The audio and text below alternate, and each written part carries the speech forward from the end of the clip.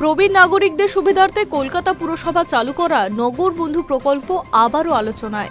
গত বছর চালু হওয়া এই পরিকল্পনার লক্ষ্য ছিল বয়স্ক বাসিন্দাদের বাড়িতে বসেই সম্পত্তির কর জমা দেওয়া, জন্ম মৃত্যু শংসাপত্র, ট্রেড লাইসেন্স এবং অন্যান্য নাগরিক পরিষেবার সুবিধা পৌঁছে দেওয়া।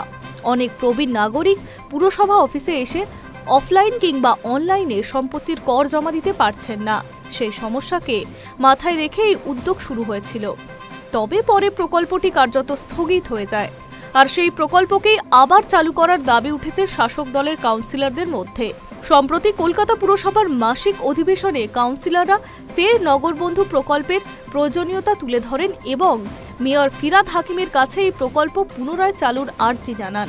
পরিস্থিতি অনুধাবন করে মেয়র বলেন, যেসব কাউন্সিলর নিজেদের এলাকায় নগরবন্ধু প্রকল্প চালু করার প্রয়োজনীয়তা আছে বলে মনে করছেন, তারা কলকাতা পুরসভার চিফ ম্যানেজারের সঙ্গে দেখা করে আবেদন জমা দিতে পারেন।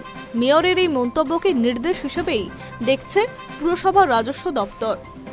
পুরসভা সূত্রে খবর, মেয়র নিজেই অধিবেশনের বিষয়টি স্পষ্টভাবে তুলে ধরার প্রকল্প পুনরায় চালুর সম্ভাবনা জোরালো হচ্ছে।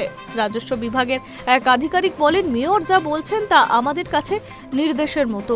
কোনো ওয়ার্ড বা এলাকায় যদি কাউন্সিলর আবেদন করেন, তাহলে সেখানে শিবির করে প্রবীণ নাগরিকদের নগরবন্ধু পরিষেবা দেওয়া হবে। বহু কাউন্সিলরের দাবি, প্রবীণ ও ডিজিটাল সুবিধা বঞ্চিত নাগরিকদের জন্য প্রকল্পটি অত্যন্ত উপযোগী। পাশাপাশি রাজস্ব সংগ্রহ, নাগরিক যোগাযোগ এবং ডিজিটাল পরিষেবা ব্যবস্থায় এই প্রকল্প বড় ভূমিকা নিতে পারে বলে মত পুরসভা সূত্রের। এখন সব নজর পুরসভার সিদ্ধান্তের দিকে। প্রশাসনিক অনুমোদন মিললে শীঘ্রই বিভিন্ন ওয়ার্ডে ফের শুরু হবে নাগরিক বান্ধব এই পরিষেবা। Hi news network.